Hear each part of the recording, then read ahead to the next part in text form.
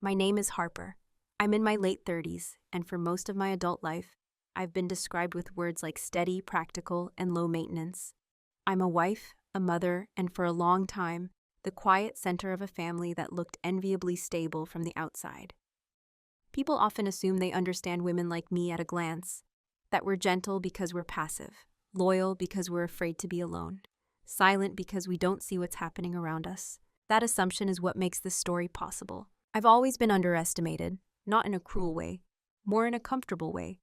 I was the one people leaned on, not the one they worried about. The one who listened, organized, remembered birthdays and passwords and unspoken tensions. I didn't demand the room's attention, so people forgot I was even measuring it. This isn't a story about rage or revenge. It's not about exposing anyone or playing the victim. It's about restraint, and what restraint can become when it's intentional. I saw my husband's betrayal clearly, not all at once, and not in a way that made for dramatic confrontations. There was no screaming, no broken plates, no midnight packing of bags. What I saw was quieter than that. Precise, undeniable. And I chose not to speak, because speaking up, in that moment, would have triggered a war that could have destroyed everything my family had built. That choice confuses people when they hear it out of context. Silence is often mistaken for weakness. Staying is often mistaken for forgiveness. But sometimes silence is neither. Sometimes it's a pause long enough to see the whole board. This story follows that pause. It's about who I was before anyone questioned my absence from the center of things. About the small dismissals that didn't look dangerous until they formed a pattern. About the moment I understood the role I'd been assigned. And the moment I decided not to play it the way it was written. You won't hear villains monologuing here. You won't hear me claim moral perfection. What you will hear is honesty. About fear, about loyalty, about the weight of shared history and shared assets. About how power doesn't always announce itself, and how control doesn't always look like confrontation. I stayed silent to protect my children from the chaos they didn't deserve. I stayed silent to protect wealth that wasn't just money, but years of labor, reputation, and intergenerational planning. And yes, I stayed silent to protect myself long enough to think clearly. This is a documentary-style account of what it means to choose patience in a world that rewards spectacle. Of how quiet observation can become quiet dominance, not through cruelty, but through clarity. If you've ever been in a room where everyone assumed you weren't paying attention, if you've ever held your tongue not because you were afraid, but because you were waiting, then you may understand more than you think. Before we go further, let me ask you something gently. Have you ever stayed silent, not because you didn't see the truth, but because you knew timing mattered more than volume? To most people, I was uncomplicated. I was the steady one. The wife who never raised her voice at dinner parties. The mother who always remembered to bring extra sweaters, extra snacks, and extra patience. When people described me, they used words that sounded like compliments but functioned more like furniture. Dependable, supportive, low drama. Useful words, comfortable words. Words that didn't require further curiosity. In our social circle, my husband was easier to define. He was visible, successful. His work gave him a title people respected and a schedule people excused. He moved through rooms like someone who expected to be noticed, and most of the time, he was. When we arrived together, conversations tilted toward him without anyone consciously deciding to do so. I stood beside him, nodding, listening, absorbing details no one else bothered to track. No one thought that mattered. At school fundraisers, I handled logistics quietly while other parents took credit for outcomes. At family gatherings, I mediated tension without anyone realizing there had been tension at all. If something ran smoothly, it was assumed to be natural. If something went wrong, I was the one people looked to, not with blame, but with expectation, to fix it. That was my role, frictionless presence. I didn't resent it. That's important to say. I wasn't shrinking myself out of fear or obedience. I believed, genuinely, that stability was a form of love. I believed that if I held things together well enough, everyone would benefit, including me. And for a long time, that belief felt true. But invisibility has a way of compounding. When you don't interrupt, people stop checking whether you want to speak. When you don't demand recognition, people forget there's anything to recognize. Over time, my silence wasn't interpreted as generosity. It was interpreted as absence. Decisions began happening around me instead of with me. Travel plans, financial risks, commitments that affected our family calendar, our public image, and our future obligations. None of it was malicious. It was simply convenient. I was assumed to be agreeable because I had always been accommodating, and I let that assumption stand. From the outside, my life looked protected. Comfortable home, healthy children, a marriage that appeared calm, even enviable. People would say things like, "You're so lucky," or "You make it look easy." I would smile because correcting them felt unnecessary, and because explaining the unseen labor behind ease would have sounded like complaining. Inside, I was learning something more valuable than validation. I was learning how people behave when they believe you are not a threat. They speak more freely, they cut corners, they reveal priorities without realizing they've done so. They underestimate how much you notice when they think your attention is elsewhere. On the children, on the schedule, on the mundane. I noticed everything, not in a paranoid way, in a patient way. I remembered who interrupted whom, who deferred, who assumed consent without asking. I noticed how often my name was omitted from conversations about things I managed daily, how often my presence was treated as supportive infrastructure rather than an active partnership. Still, I said nothing, because at that stage, silence wasn't a strategy yet. It was a habit reinforced by praise for being easy and understanding, a habit rewarded with peace, at least on the surface. What no one understood was that I wasn't disengaged. I was observing, mapping dynamics, learning where the real power lived versus where people thought it lived. To them, I was background. To myself, I was taking notes. And that difference between how I was seen and what I was becoming was the quiet foundation for everything that followed. The first moment didn't arrive with drama. It rarely does. It was small enough to dismiss, which is why everyone else did. We were at a dinner with friends, people we'd known for years, people who felt close enough to be honest but distant enough to remain polite. The conversation drifted, as it often did, toward future plans, investments, travel, the kind of talk that assumes continuity. My husband spoke easily, confidently, outlining ideas that overlapped with decisions we had discussed only loosely at home. He mentioned a trip, a long one, a commitment that would stretch across weeks. I remember looking at him, not sharply, not accusingly, just with the quiet expectation that he would pause, that he would glance my way, invite confirmation, acknowledge that this was a shared life being described. He didn't. He spoke as though the plan already existed, as though my agreement was implied, as though my role was to adapt. No one at the table reacted. Why would they? To them, this was a detail between spouses, a harmless oversight, the kind of thing a capable partner would figure out later. I smiled, I nodded. I made a note in my head so precise it felt physical. Later that night, after the house was quiet, I mentioned it gently, not the trip itself, the way it had been presented. "You didn't check with me," I said, calmly, neutrally. He looked surprised, not defensive, just puzzled, as if the idea that consultation was necessary hadn't occurred to him. "I didn't think it would be a problem," he said, and in that sentence I heard something new, not malice, not disregard, assumption. That assumption was the cut. It was small, clean, easy to ignore if you weren't paying attention, but once I noticed it, I saw its edges everywhere, in how often plans were framed as inevitabilities rather than choices, in how my labor was counted on, but my authority wasn't, in how we sometimes meant him, and I was expected to fill in the rest. I told myself the same things people always tell themselves in moments like that. He's under pressure. It's not intentional. This is what partnership looks like sometimes. And maybe in isolation that would have been true, but the body remembers patterns before the mind names them. In the weeks that followed, there were other moments. A decision was discussed after it was already set in motion, a joke made at my expense that landed too easily, too comfortably with the audience, a casual comment that reframed my contribution as supportive rather than foundational. Each one was minor, each one is plausible, each one is ignorable, and that's what made them effective, because nothing forces you to confront reality like something big enough to demand a response. Small cuts rely on your desire for peace, on your instinct to preserve harmony, on your fear of appearing unreasonable. I didn't confront him, not because I didn't feel the sting, but because I recognized something else taking shape. The gap, a growing distance between how carefully I navigated our shared life and how casually he assumed it would bend around him.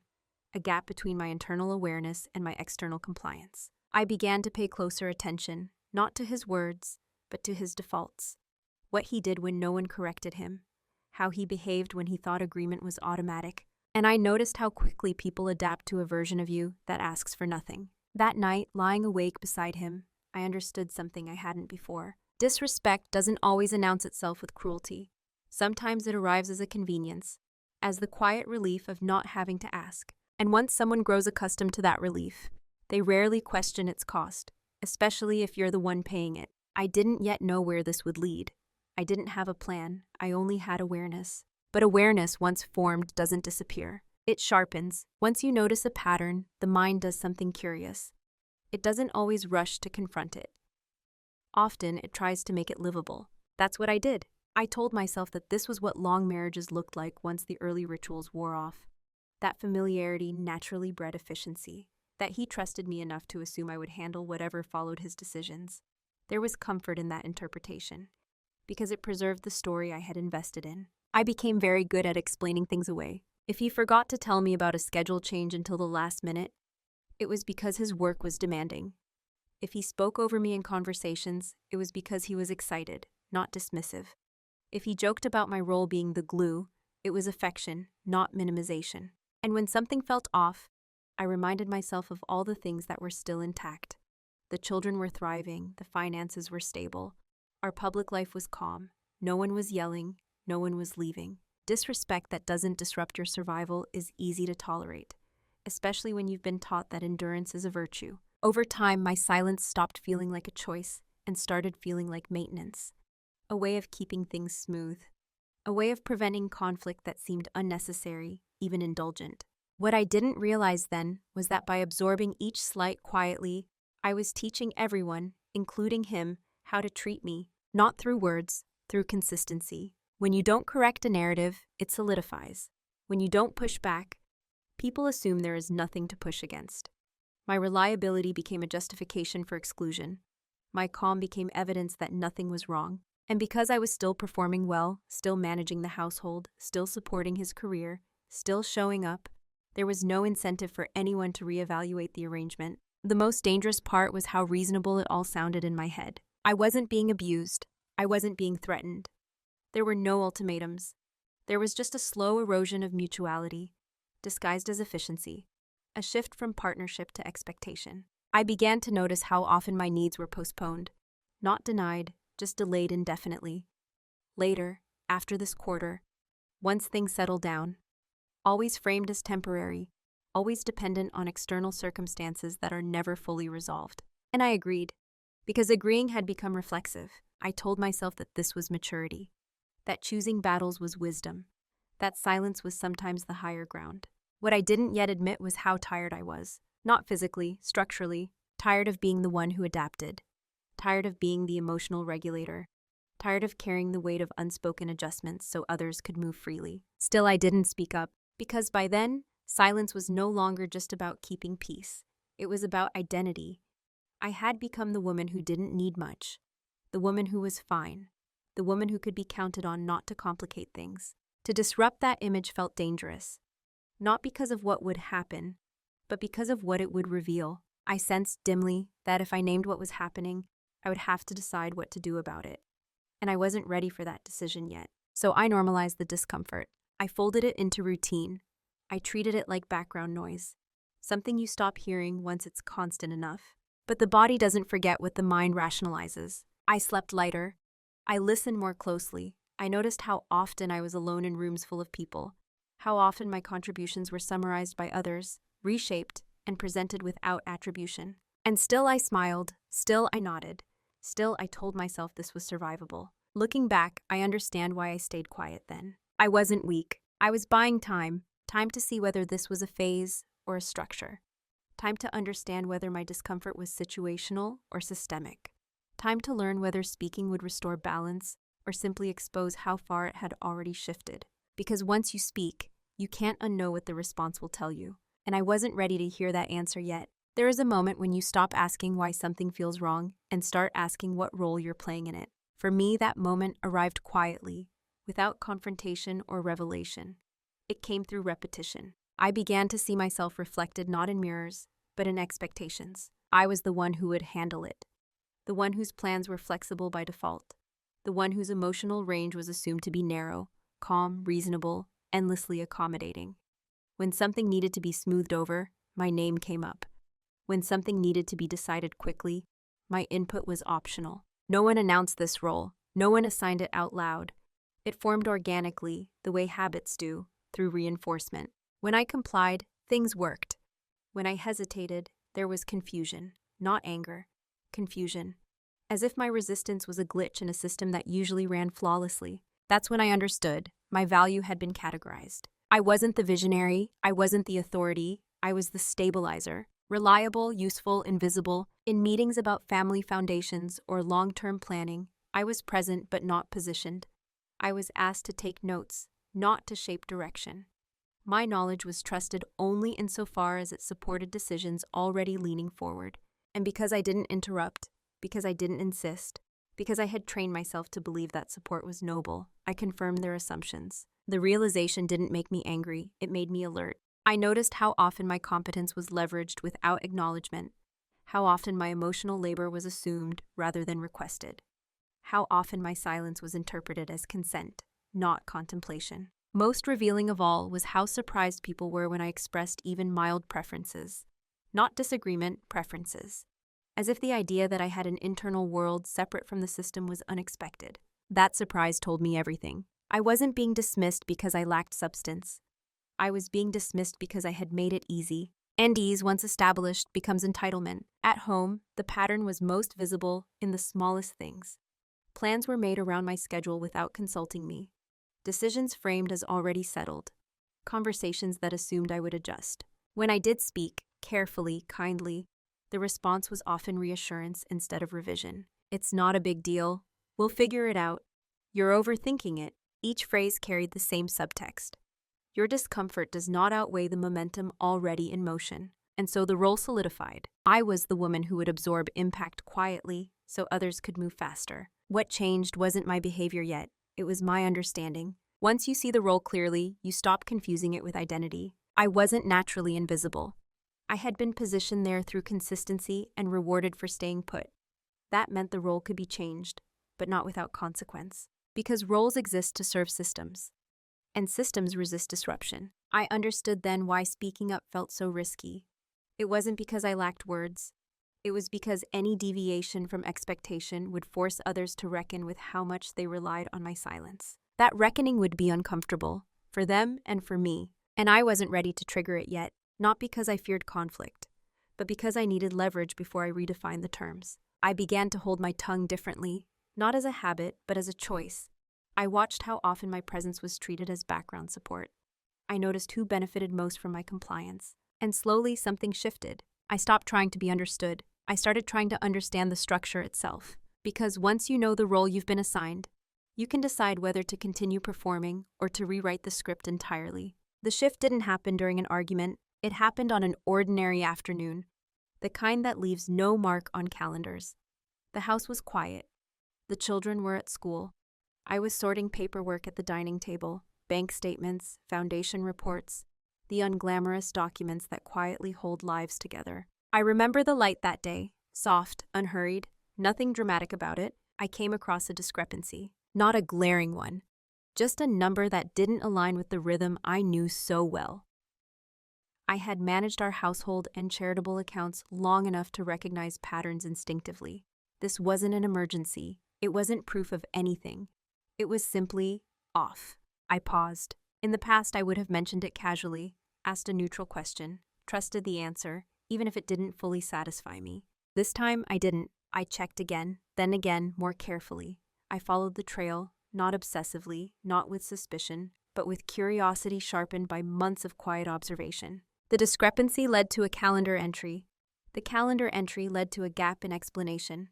The gap didn't accuse, it suggested. I closed the folder, and in that moment, something internal settled into place. Not fear, not anger. Clarity. I realized I didn't need immediate answers. What I needed was context. And context requires patience. I didn't confront him that night, or the next. I didn't change my tone or my routine. If anything, I became calmer, more present, less reactive. Because once you sense a larger pattern forming, impulsive action becomes the enemy. Over the following weeks, I noticed more things. not because they suddenly appeared, but because I stopped dismissing them.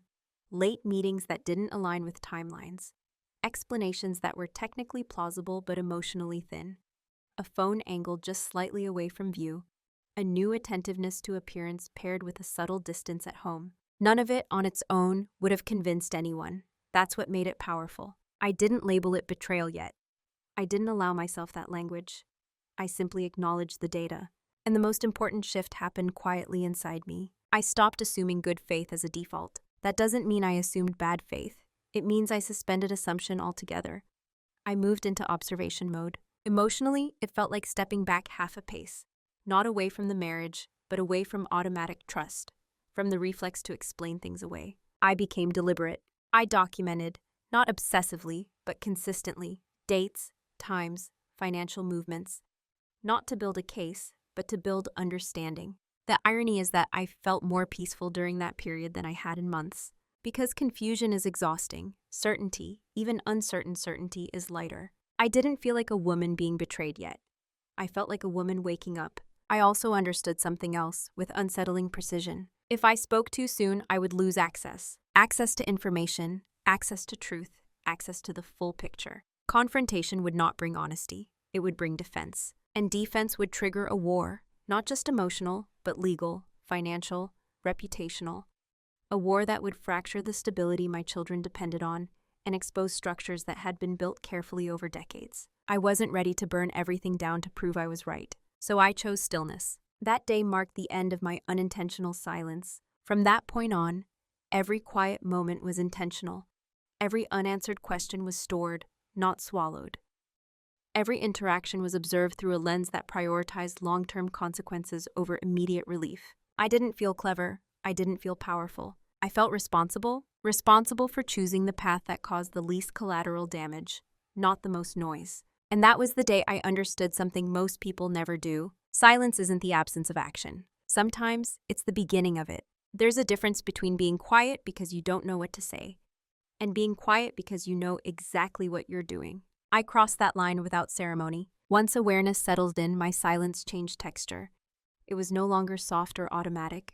It became deliberate, measured, almost architectural. I began to understand how much noise people make when they think nothing is wrong, how freely they move when they believe no one is watching. My husband, in particular, relaxed into my calm. He mistook it for trust, for forgiveness that hadn't been requested, for ignorance. That misinterpretation worked in my favor. I didn't withdraw affection. I didn't grow cold. I remained consistent, because consistency is disarming.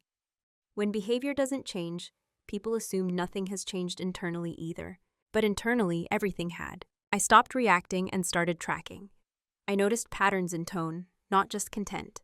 I observed when explanations were volunteered versus when they were offered only after being prompted. I paid attention to what he protected most carefully and what he assumed I would never examine. And the more silent I remained, the more information surfaced. Silence creates space. In that space, people reveal themselves. Others, too, began to mistake my restraint for weakness. Friends made casual comments about how understanding I was. Family members praised my patience, my loyalty. There was an unspoken assumption that I was enduring something without fully grasping it. I let them think that, because correcting that perception would have cost me time, and time was the one asset I needed most. I began to reframe my role privately. I was no longer the stabilizer by default. I was the observer by design, the archivist of reality, the one person in the room who wasn't invested in maintaining appearances at the expense of truth. And I learned something critical during that period. People prepare for confrontation. They do not prepare for quiet recalibration. There are defenses for accusations, scripts for denial, strategies for reversal. There are very few defenses for someone who says nothing and watches everything. I didn't feel superior. I felt clear about the difference between emotional satisfaction and strategic outcome, clear about what would happen if I spoke too soon, chaos framed as honesty, damage justified as necessary, and I refused that narrative. My children were watching, even if they didn't know it. Not the details, but the atmosphere, the stability of routines, the absence of volatility. I would not turn their lives into a battlefield so I could feel momentarily validated. So I chose silence not as self-sacrifice, but as containment. Containment of damage, containment of information, containment of my own impulses. That restraint required discipline. There were nights I wanted to ask direct questions. Mornings, I wanted to interrupt the momentum and force truth into the open. Moments when staying quiet felt like swallowing glass. But each time I asked myself one question: what changes if I speak today versus if I wait? And the answer was always the same. If I spoke, I would gain emotional release and lose leverage. If I waited, I would gain clarity and preserve options. So I waited. What surprised me most was how empowering that felt. Not in a dramatic way, but in a stabilizing one. I wasn't trapped. I was choosing, and choice, once reclaimed, alters everything. I was no longer the woman things happened to.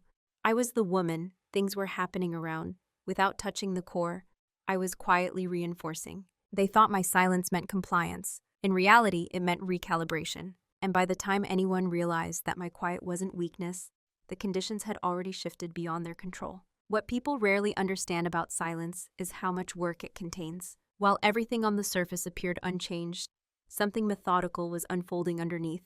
Not dramatic, not rushed, just thorough. I began with information, not because I was suspicious, but because information is neutral. It doesn't accuse, it simply exists. I reviewed documents I had once skimmed out of trust.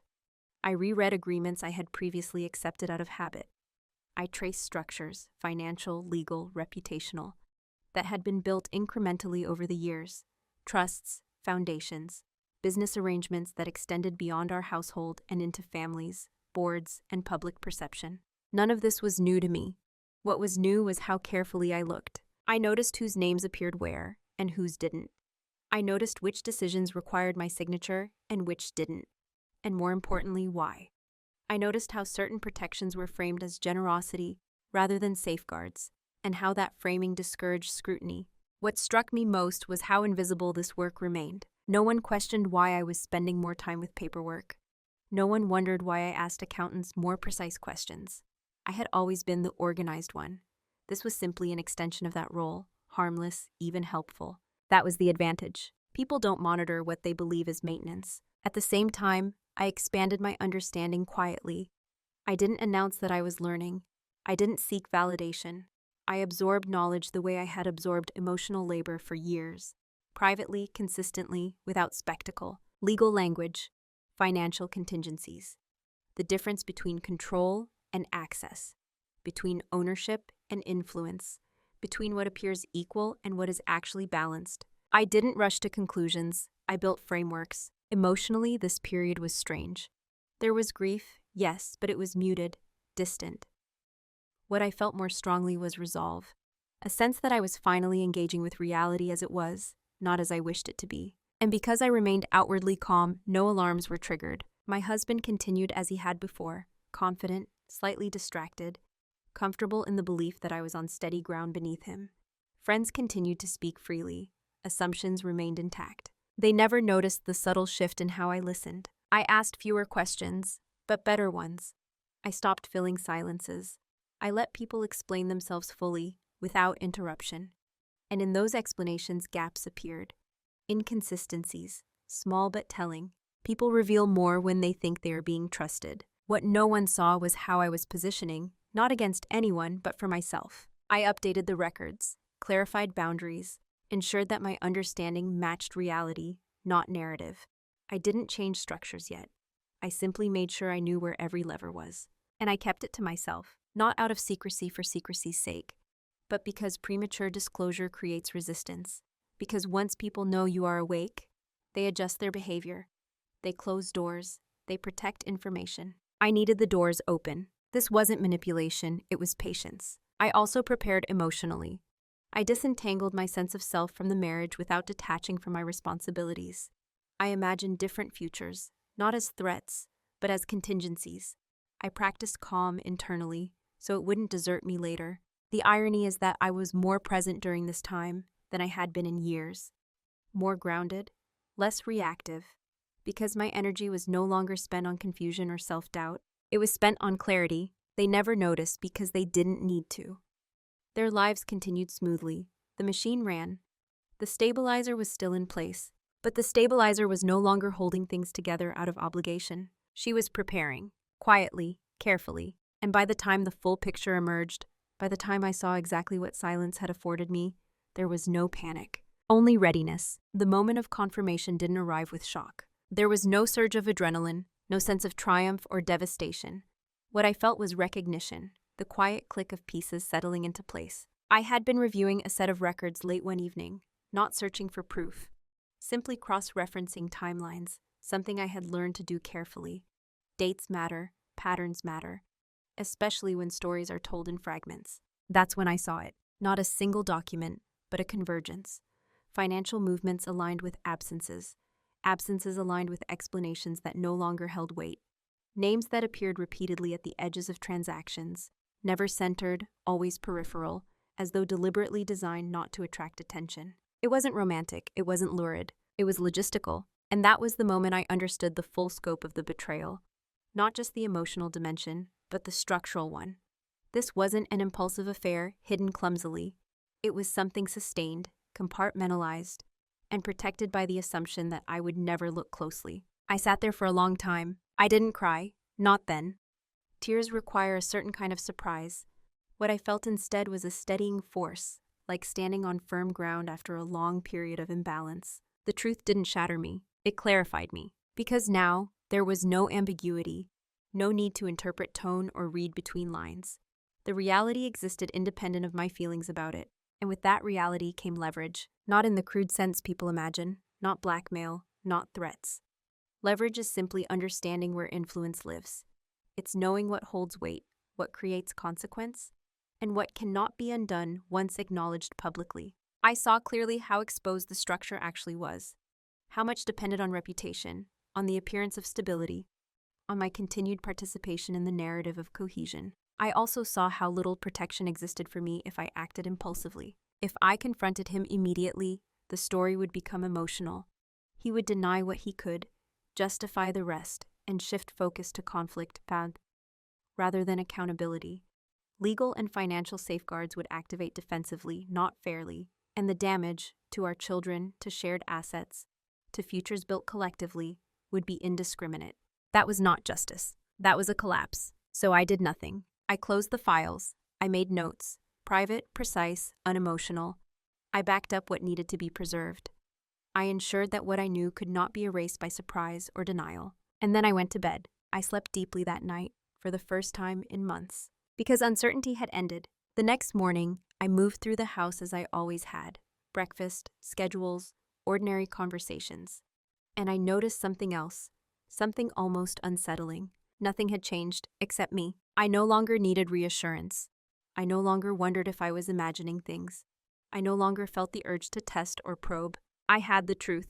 And truth, when held privately, has a different power than truth thrown like a weapon. It allows you to choose when and how reality enters the room. I didn't feel superior. I felt sober, clear-eyed, aware of the responsibility that knowledge carries. Because knowing something this consequential and choosing not to act immediately is not passivity, it is restraint. Restraint is grounded in the understanding that timing shapes outcome. This was the private reveal, the moment no one else witnessed, the moment the story became irreversible, not because I had acted, but because I had seen everything I needed to see. From that point on, every option available to me was real, and every step forward would be taken deliberately. Once you know the truth, you lose the luxury of pretending there are no consequences. What you gain instead is choice. I didn't rush that choice. I sat with it.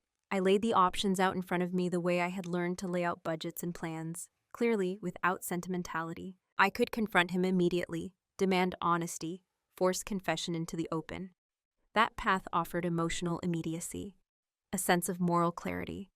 But it also came with predictable outcomes: denial, minimization, defensiveness, a rapid escalation that would turn truth into a battleground. I could leave quietly, begin disentangling my life without explanation. But disappearance creates its own chaos. It invites speculation, it fractures stability abruptly, and it would place the burden of adjustment on our children before any protections were in place. I could expose everything publicly. Some people call that justice. I saw it differently. Public exposure would not distinguish between accountability and collateral damage. It would scorch every structure involved, including those that had taken years, even generations, to build. None of those options aligned with my moral code, so I considered a fourth path, one that required patience, discipline, and the willingness to be misunderstood for a while longer. A path where I spoke, but not yet acted, but invisibly, prepared before revealing. The irreversible choice wasn't silence or confrontation. It was commitment. Commitment to long-term outcome over short-term relief. Commitment to protecting my children's future, even if it meant carrying knowledge alone for a time. Commitment to ensuring that when the truth emerged, it would land on solid ground, not chaos. That decision changed how I moved through the world. I stopped debating internally. The constant mental back and forth ended. Once I chose restraint with intention, the noise quieted. I began to think in terms of sequence. First, secure understanding, then, secure position. Only then, allow truth to surface. This wasn't about winning. It was about preventing loss, especially losses that couldn't be repaired. I also had to confront a harder question. What kind of person do I want to be at the end of this? Not admired, not pitied, not vindicated. Grounded. I wanted to be able to look back and know that I hadn't acted out of humiliation or rage. That I hadn't traded my values for applause. That I had chosen integrity even when no one was watching. That meant accepting something uncomfortable. For a while, I would be alone in my clarity. Others would continue believing I was unaware, or forgiving, or simply passive. And I would let them. Because the moment I acted differently, too differently, the balance would tip before I was ready. This was the decision point where most stories turn loud. Mine turned precise. I accepted that I could not control other people's behavior. I could only control timing, preparation, and my own conduct. And that was enough. From that day forward, I stopped asking if something would change. I focused on how and when. And once that decision was made, there was no turning back.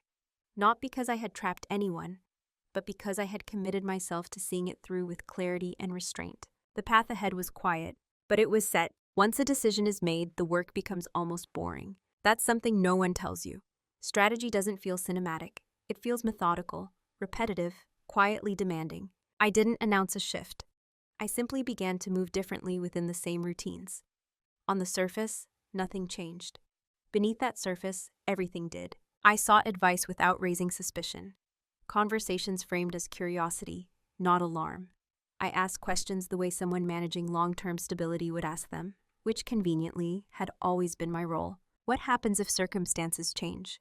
How are protections structured? What contingencies already exist that people forget about? These weren't dramatic inquiries. They were practical ones. And practicality rarely triggers defense. I reviewed agreements with fresh eyes, not to dismantle them, but to understand their implications fully. Where discretion lived, where authority was shared, where it was assumed. I didn't alter anything yet. Altering things creates ripples. Understanding them creates leverage. I also recentered my own resources. Time, attention, emotional energy. I stopped volunteering for roles that drained me invisibly. I delegated more. I conserved energy without announcing why. People interpreted this as maturity, balance, self-care. They didn't see it for what it was, consolidation. At home, I remained steady. I didn't withdraw, but I didn't overextend. I let him fill the silences I used to fill. I let plans reveal their own inconsistencies without smoothing them over. And something interesting happened. When I stopped compensating, small cracks appeared. Not catastrophes, just moments of exposure. Missed details, overconfidence, assumptions left unchecked. Still, no one noticed me noticing. This was the power of familiarity. People rarely scrutinize what they've already categorized. I also began preparing my children in ways so subtle they would never remember them as preparation. Emphasizing resilience, teaching independence, creating routines that didn't rely on a single axis, not out of fear but foresight. I wasn't building an exit. I was building stability that didn't depend on denial. What surprised me most was how unremarkable this phase looked from the outside. No tension, no arguments, no visible cracks. If anything, people commented on how calm things seemed. They mistook silence for resolution. In reality, silence was motion without noise. There were moments of temptation, times when revealing everything would have been simpler. But simple is not the same as clean, and I had learned the cost of impulsive honesty. This phase required discipline, resisting the urge to be seen, to be understood prematurely, to demand recognition for invisible labor. I had done that my entire life. Now I was doing it with intention. The difference was everything, because when you move in silence, you control the reveal. You choose when others are forced to respond rather than react. And by the time anyone sensed that something had shifted, the framework was already in place. They just didn't know it yet. consequences rarely announce themselves. They arrive in confusion, as discomfort without a clear source, as the uneasy sense that something familiar is no longer responding the way it used to. That's how it began. Small things stopped aligning as effortlessly. Plans required more clarification. Assumptions met quiet resistance, not confrontation, just absence of automatic compliance. Decisions that once moved forward without friction now pause unexpectedly. No one could point to a cause. And that uncertainty unsettles people far more than conflict. My husband noticed first, not consciously, but viscerally. He became slightly more attentive, slightly more questioning, not because he suspected me, but because the ground beneath him no longer felt entirely predictable. Predictability is comfort, and comfort had begun to erode. I watched this without satisfaction, not because I lacked feeling, but because I understood what was happening. Systems calibrated to rely on silent support falter when that support becomes conditional. I hadn't removed anything. I had simply stopped compensating. Friends noticed it too. Invitations are framed differently. Requests are made with more care. There was a subtle recalibration in how people approached me, as though they sensed that my yes was no longer guaranteed. Still, no one asked directly, because asking would require acknowledging that something had changed, and people avoid that acknowledgement until they have no other choice. What fascinated me during this phase was how quickly people attributed the discomfort to external factors. Stress, work, timing, anything but the possibility that I had agency. That too was part of the invisibility. I didn't correct them. I maintained calm, I remained polite, I offered no explanations. And slowly the consequences widened. My husband began to experience small losses, not dramatic ones, but inconveniences that disrupted momentum, delays, oversights. Moments where he had to handle things I once handled seamlessly. It frustrated him, not at me, but at the friction itself. He couldn't articulate why things felt harder, only that they did. This is what happens when entitlement meets boundaries it didn't know existed. Still, I didn't gloat.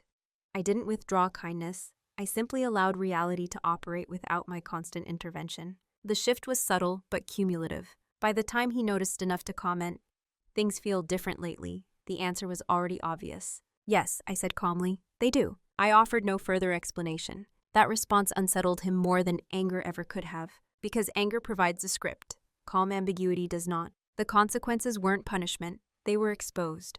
Exposure of how much had been resting on my unacknowledged labor. And once exposed, that dependence couldn't be unseen. Others too began to feel the effects. Confusion, mild anxiety, a sense that something important was being withheld, but without evidence of wrongdoing. And that's when the balance of power quietly shifted. Not because I asserted it, but because I stopped lending it unconsciously. I had chosen a path that required patience, and now patience was paying dividends. Not in victory, but in clarity. The story was moving forward without noise, and everyone involved was beginning to feel it. Panic doesn't always look like chaos. Sometimes it looks like urgency disguised as concern, like sudden attentiveness, like questions that arrive too late and ask for reassurance rather than truth. That was the stage we entered next. My husband began trying to reconnect. Not emotionally, not yet, but structurally. He asked more questions about schedules, about finances, about things he had once assumed would simply work themselves out. There was a new tightness in his voice, a subtle impatience underneath the politeness. He could feel something slipping, but he didn't know what it was. That ignorance was not accidental. It was the natural consequence of years spent believing he didn't need to know how things truly functioned, as long as they functioned.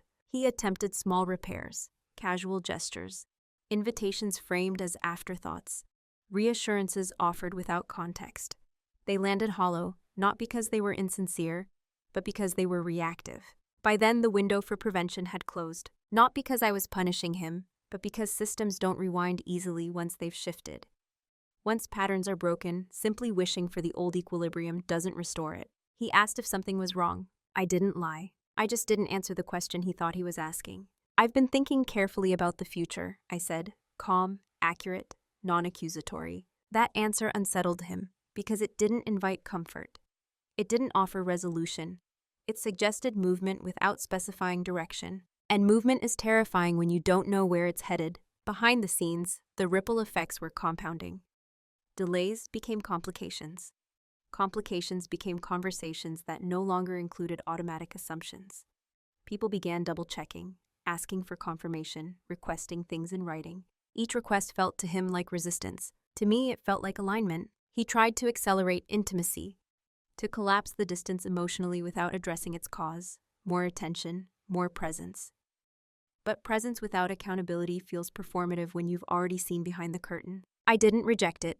I simply didn't let it reset anything, because resetting without repair is just repetition. There were moments when I could see the regret forming, not about the betrayal itself, but about its consequences, about the loss of ease, the loss of unquestioned trust, the loss of the version of me that smoothed everything quietly.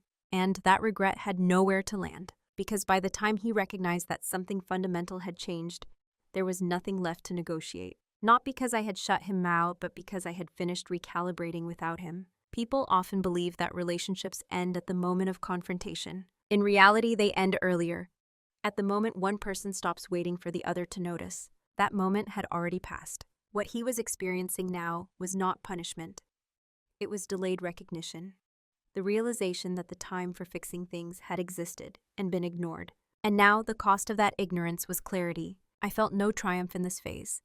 Only a sober understanding that certain thresholds, once crossed, don't invite bargaining. They invite acceptance. I had protected stability long enough to ensure that when the truth emerged, it would not destroy everything indiscriminately. But protection does not mean preservation. Some things cannot be saved, not because they aren't worth saving, but because they were never being tended equally. And by the time that becomes visible to both parties, the work has already been done. Quietly, irreversibly. The conversation happened on an ordinary evening. No raised voices, no dramatic timing. The children were asleep. The house was still. I chose that moment deliberately, not to ambush him, but to remove performance from the equation. I didn't accuse, I stated. I know, I said. 2 words. Calm, measured. He looked at me, confused at first. Then something in his expression shifted. Not fear exactly. Recognition, the sudden understanding that denial would be pointless. An explanation would be insufficient. I didn't list evidence, I didn't name names, I didn't ask questions. I didn't need to. What I said instead was this. I saw it clearly, and I chose not to speak. Because speaking earlier would have created a war that destroyed more than it healed. That reframed everything. There was no room for defensiveness, because I wasn't asking for admission. I was informing him that the stage of uncertainty had ended. He tried to speak. I let him, but I didn't interrupt. And I didn't engage with the justifications. When he paused, I responded only to what mattered. I'm not here to argue about the past, I said. I'm here to be clear about the future. That sentence did more than any accusation could have, because it made the conversation forward-facing, consequence-oriented, grounded. He asked why I hadn't said anything sooner. I answered honestly, because I needed to understand everything before I spoke. And because protecting our children and the stability we built mattered more to me than emotional release. There was silence after that. Heavy, but not hostile. In that silence, I could see the realization settling in. Not just that I knew, but that my silence had been intentional, strategic. That the version of me he had underestimated had been fully awake the entire time. There was no apology that night. Not because he didn't feel remorse, but because remorse requires time to move past shock. I wasn't waiting for it. What I wanted was acknowledgement, and I got it, not through words, but through stillness, through the collapse of narrative, through the end of assumptions. I made my expectations clear, not as demands, but as boundaries, calm, non-negotiable, focused on outcomes, not punishment. This was not a scene, it was a turning point. I didn't feel powerful, I felt aligned with myself, with my values, with the path I had chosen months earlier when I decided that silence would serve clarity, not denial. The confrontation was quiet because it didn't need volume. Everything that mattered had already happened. This was simply the moment the truth entered the room and found it fully prepared. I am not the woman I was when this began, but I am also not someone entirely new. What changed wasn't my nature, it was my orientation. I no longer move through the world assuming that my steadiness will be reciprocated automatically. I no longer confuse silence with self-erasure or loyalty with endurance. I understand now that clarity is not cruelty and boundaries are not betrayal. There is no bitterness in me. That surprises people when they notice it. They expect sharp edges after a story like this. They expect anger or triumph or visible scars. What they find instead is composure. That composure was earned, not by avoiding pain, but by refusing to let pain dictate my actions. I am still calm, still observant, still deliberate, but I am no longer invisible. I speak when timing aligns with purpose. I ask questions that matter. I don't fill silence unless it serves something true. And when I commit, I do so with my eyes open. The most significant change is internal. I trust my perception. I don't rush to explain discomfort away. I don't defer to narratives that require me to minimize myself to maintain harmony. I understand that peace built on erasure is not peace. It's postponement. My children see a version of me that is grounded, not reactive. They don't know the details, and they don't need to. What they see is consistency, presence, a model of restraint that doesn't collapse under pressure. That matters more than any explanation. As for my marriage, it exists now in a different form, one shaped by accountability rather than assumption. Whether that form endures is less important than the fact that it is no longer built on my silence. I am no longer the stabilizer by default. I am a participant by choice, and that choice extends beyond my personal life. It shapes how I work, how I listen, how I decide. I no longer give my labor, emotional or otherwise, without clarity about how it is valued. That doesn't make me harder. It makes me precise. If there is strength in this story, it isn't in endurance, it's in timing, in knowing when to wait and when to act, in understanding that justice doesn't always look like exposure and that dignity doesn't require noise. I don't regret staying silent. I regret only the version of myself that once believed silence was my only option. Now it's a tool, one I use deliberately, alongside speech, alongside action. That balance is who I am now. There's a temptation, when telling a story like this, to turn it into a lesson about patience or strength or strategy. But the truth is simpler and harder. Silence is not inherently noble. Speaking up is not inherently brave. What matters is why you choose either, and what you are protecting when you do. I stayed silent about my husband's affair, not because I was afraid of the truth, but because I respected its weight. Because truth, once released, changes everything it touches. And I needed to be certain that when it surfaced, it would not destroy what mattered most. Quiet dominance isn't about control over others. It's about control over yourself, over timing, over impulse, over the urge to prove something at the expense of long-term consequences. I didn't win. I didn't lose. I persevered. I preserved my children's stability. I preserved the structures that took years to build. I preserved my dignity by refusing to turn pain into spectacle. And in doing so, I reclaimed something more valuable than vindication. Agency. If you take anything from this story, let it be this. You are not weak because you wait. You are not naive because you observe. And you are not complicit simply because you choose not to speak immediately. Strength is not always loud. Sometimes, strength is the discipline to hold truth until it can land without destroying everything in its path.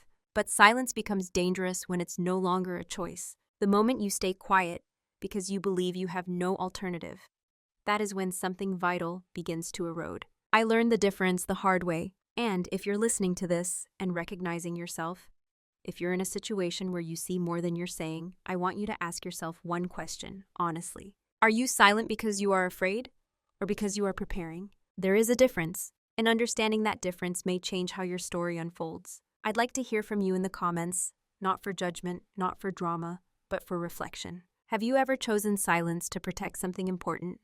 And looking back, would you make the same choice again? Your answer matters. Video hữu ích, hãy ấn like và đăng ký kênh để ủng hộ mình nhé. Chúng ta sẽ gặp nhau ở những video tiếp theo. Bye bye.